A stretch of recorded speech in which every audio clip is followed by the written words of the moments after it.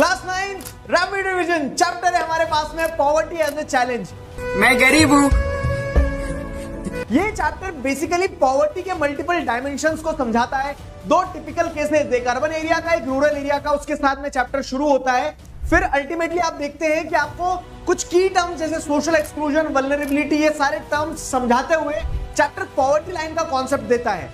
Poverty line से आगे बढ़ते हैं तो आपको समझ में आता है कि आप इस पॉवर्टी लाइन के हिसाब से एस्टिमेट्स क्या निकल के आए हैं। तो वो पॉवर्टी एस्टिमेट्स हमें पता चलता है, कि हमारी कंट्री के अंदर भी क्या है, कुछ ग्रुप्स वल्नरेबल हैं। पॉवर्टी जो है तो इंटर स्टेट डिस्पैरिटीज है कि कुछ स्टेट्स में है, कुछ स्टेट्स में कम है, कुछ स्टेट्स में ज्यादा है। वही चीज ग्लोबल लेवल पे भी ग्लोबल पॉवर्टी सिनेरियो के थ्रू दर्शाने की कोशिश करता है ये पूरा का पूरा चैप्टर।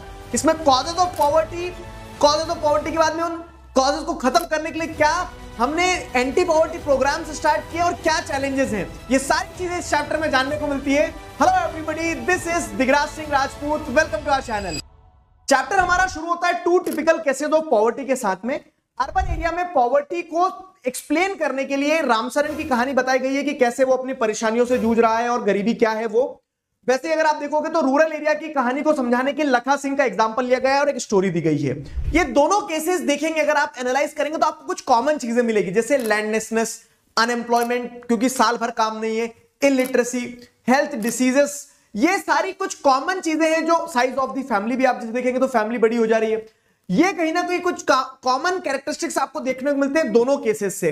पॉवर्टी आप किताबों में पढ़ के नहीं समझ सकते हो, वो एक जीवन है जो लोग जी रहे हैं। और मेजर चैलेंज जो इंडिपेंडेंट इंडिया के सामने है वो यही है कि पॉवर्टी को कैसे खत्म किया जाए। साला ये दुख का खत्म नहीं होता बे। सोशल साइंटिस्ट जो है पॉवर्टी को मल्टीपल डायमेंशंस पे देखते हैं। पहले जहां पॉवर्टी को सिर्फ इनकम एक इंडिकेटर की तरह देखा जाता था, अब वहां पे मल्टीपल डायमेंशन सोशल इंडिकेटर्स है। जैसे लोगों का हेल्थ स्टेटस क्या है, लोग लिटरेट है या नहीं है, जॉब अपॉर्चुनिटीज अवेलेबल है कि नहीं, ये सारी चीजें भी देखी जाती है। और सोशल एक्सक्लूजन और वल्नरेबिलिटी दो टर्म प्रोमिनेंट निकल के आए हैं। सोशल एक्सक्लूजन यानी कि एक ऐसा सिस्टम जहां पे poor people should live in poor surrounding, ये मान के चला जा रहा है कि जो गरीब लोग हैं तो गरीब लोगों के बीच में ही रहेंगे। और यही कॉज और कॉन्सिक्वेंस दोनों बनता है पॉवर्टी का, क्योंकि वो गरीब हैं तो इस कारण उनको गरीबी में रख दिया तो वो गरीब ही रह जाएंगे, और गरीबी में रख रहे हैं तो उस कारण से वो कभी ऊपर नहीं उठ पाएंगे। कॉज एंड कॉन्सिक्वेंस दोनों है सोशल एक्सक्लूजन। गरीबी में जीना कला है, हम सिखाएंगे तुम्हें, क्योंकि हम खानदानी गरीब है। हमारा बाप गरीब, दादा गरीब, परदादा गरीब, उसका बाप गरीब, सब गरीब, सातों पुश्ता गरीब। ऐसा नहीं कि पहले गरीब थे फिर अमीर हो गए फिर गरीब हो गए, नहीं, हम शुद्ध गरीब हैं। वल्नरेबिलिटी ये दर्शाता है कि अगर मान लो कोई एक सेक्शन है और पॉवर्टी अगर हिट करती है, इन द सेंस कि जब समय बुरा आएगा तो किसी एक सेक्शन के लिए सर्वाइवल और डिफिकल्ट हो जाएगा, वो वल्नरेबिलिटी होता है। अब इन इंडिकेटर से ऊपर जाएं तो पॉवर्टी को कैसे कैलकुलेट किया जाएगा, तो पॉवर्टी लाइन का कॉन्सेप्ट दिया जाता है। पॉवर्टी लाइन मेजर करती है इनकम और कंजम्पशन लेवल के हिसाब से कौन व्यक्ति अमीर है और कौन व्यक्ति गरीब है। बेसिकली हो क्या रहा है कि यहां पे एक ऐसा कबड्डी की लाइन जैसा लाइन नहीं है, एक इमेजिनरी लाइन है जो सेट कर दी गई है कि जो व्यक्ति इससे ज्यादा पैसा कमा रहा है या फिर इससे ज्यादा कैलोरिक कंजम्पशन कर रहा है वो गरीबी से ऊपर है, और जो पॉवर्टी लाइन से स्टैंडर्ड जो बेंचमार्क सेट किया उससे कम पैसा कमा पा रहा है वो पॉवर्टी लाइन के नीचे है। अब poverty as a concept vary करता है स्पेस और टाइम पे। कैसे? जैसे इंडिया में घर ना होना, कार ना होना आपको गरीब नहीं बना देता है, लेकिन यूएसए में अगर आपके पास घर नहीं है, कार नहीं, तो आप गरीब कहलाओगे। तो इस कारण से वो वेरी भी करता है। अब इंडिया में मिनिमम जो रिक्वायरमेंट्स है उनको कंसीडर किया जाता है पॉवर्टी लाइन एस्टिमेट करने के लिए, यानी कि एक सब्सिस्टेंस के लिए जो मिनिमम चीजें हैं, जितना आपको खाना, रोटी, कपड़ा, मकान, सारी चीजें चाहिए रहेगी, वो कैलकुलेट किया जाता है। इसको अगर आप कैलोरी के टर्म्स में देखोगे तो 2400 कैलोरी मिनिमम पर डे चाहिए रहती है ग्रामीण क्षेत्र में, और 2100 कैलोरीज मिनिमम चाहिए रहती है अर्बन एरियाज में यानी शहरी क्षेत्र में। अब इसमें डिफरेंस ये इसलिए क्योंकि शहरों में लोगों को उतनी मेहनत नहीं करना पड़ती जितनी गांव में करना पड़ती है। तो इसी चीज को ध्यान में रखते हुए जो मॉनेटरी एक्सपेंडिचर होता है इन कैलोरीज को अफोर्ड करने में, वो पीरियोडिकली रिवाइज होता रहता है क्योंकि इन्फ्लेशन भी बढ़ता रहता है। तो जो 2011-12 के हिसाब से डेटा फिक्स किया गया है तो 816 रुपए एक इंडिविजुअल को चाहिए रहेगा गांव में और 1000 रुपए चाहिए रहेंगे एक इंडिविजुअल को शहर में। ये फिक्स की गई है पॉवर्टी लाइन। अब शहर में महंगा इसलिए क्योंकि शहर में महंगाई होती है। पनीर तो बेटा कुछ दिनों में इतनी थैलियों में सोनार की दुकान पे बिकेगा। पनीर तो इनकी एक्जिमा की क्रीम भी अब 55 रुपए की आती है। तो ये पॉवर्टी लाइन फिक्स की गई है। अब ये पूरा डेटा वगैरह जो कलेक्ट करने का काम होता है वो एनएसएसओ के द्वारा किया जाता है। इंटरनेशनल लेवल पे जैसे आप देखोगे ना तो डेवलपिंग कंट्रीज डेवलप्ड कंट्रीज को कैसे कंपेयर करोगे तो बहुत सारे कंफ्यूजन हो सकते हैं। इसीलिए इंटरनेशनल ऑर्गेनाइजेशन एक स्टैंडर्ड यूज करती है जो है $1.90 पर कैपिटा पर डे, यानी कि पर पर्सन पर डे अगर $1.90 कमा रहा है तो वो पॉवर्टी लाइन से ऊपर, और उससे नीचे है तो वो पॉवर्टी लाइन से नीचे। इस पॉवर्टी लाइन के हिसाब से जो एस्टिमेट्स, पॉवर्टी एस्टिमेट्स हमारे सामने आते हैं, तो टेबल 3.1 वही दर्शाता है कि पॉवर्टी सब्सिक्वेंटली डिक्लाइन हुई है, और आज भी आप देखेंगे तो जो number of poor leaving below the poverty line है वो बहुत कम होते जा रहे हैं। 2.2% पॉवर्टी हर साल डिक्लाइन होती है। आप नीचे आइए बेटा, प्लीज बेटा आप नीचे आइए। कहानी आगे बढ़ती है और अगला टॉपिक आता है वल्नरेबल ग्रुप्स। पॉवर्टी सभी सोशल इकोनॉमिक ग्रुप्स में सेम नहीं होती है, कुछ ग्रुप्स वल्नरेबल होते हैं, यानी कि पॉवर्टी जब हिट करेगी तो उनके अफेक्ट होने के चांसेस ज्यादा है। सोशल ग्रुप में जैसे देखोगे शेड्यूल कास्ट, शेड्यूल ट्राइब, वो सेक्शन है जो ज्यादा पुअर है।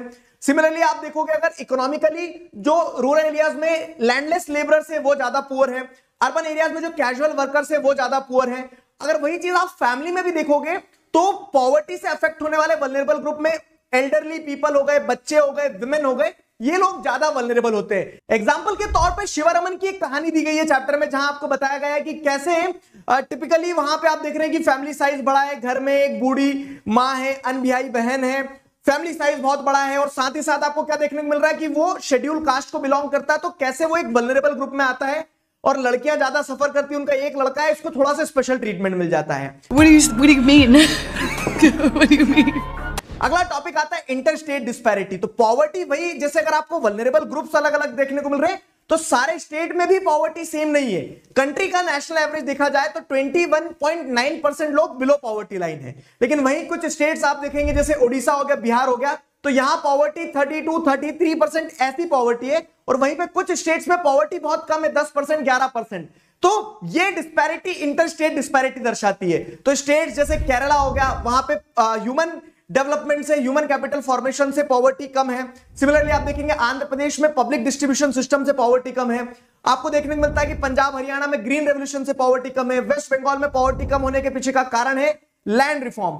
यही चीज आप जब ग्लोबल लेवल पे देखोगे तो ग्लोबल पॉवर्टी सिनेरियो कुछ इस तरह है कि वर्ल्ड बैंक के हिसाब से $1.90 से कम कमाने वाले लोग 36% हुआ करते थे 1990 में, तो वो डिक्लाइन होकर 2015 में मात्र 10% रह गए। मुझे क्रेडिट नहीं चाहिए। अब यहां पे आपको पॉवर्टी इंटरनेशनली तो देखने को डिक्लाइन होते देखने को मिल रही है, लेकिन अगर आप इसको कंपेयर करेंगे तो रीजनल डिफरेंसेस हैं। जैसे चाइना में बहुत तेजी से पॉवर्टी डिक्लाइन हुई है, साउथ एशियन कंट्रीज जो है, साउथ ईस्ट एशियन कंट्रीज है, वहां पर भी पॉवर्टी डिक्लाइन हुई है। अफ्रीका में वो डिक्लाइन उतना स्टीप नहीं रहा है, पहले 50% लोग थे, अब 40% है, तो बहुत ज्यादा डिक्लाइन नहीं देखने को मिल रहा है। लैटिन अमेरिका में पॉवर्टी 10% थी 2005 में, जो कि अब डिक्लाइन होकर 4% रह गई है 2018 के हिसाब से। कहीं पॉवर्टी रीसरफेस भी हुई है। बाकी एंड गोल ये है कि जो न्यू सस्टेनेबल गोल्स है यूनाइटेड नेशंस ने जो सेट किए, वो ये चाहते हैं कि 2030 तक पॉवर्टी को हर तरह से खत्म किया जाए। अगला टॉपिक आता है what caused poverty, causes of poverty क्या है। तो देखो ब्रॉडली अगर समझा जाए तो पॉपुलेशन, बढ़ती पॉपुलेशन पॉवर्टी का एक कॉज बनी।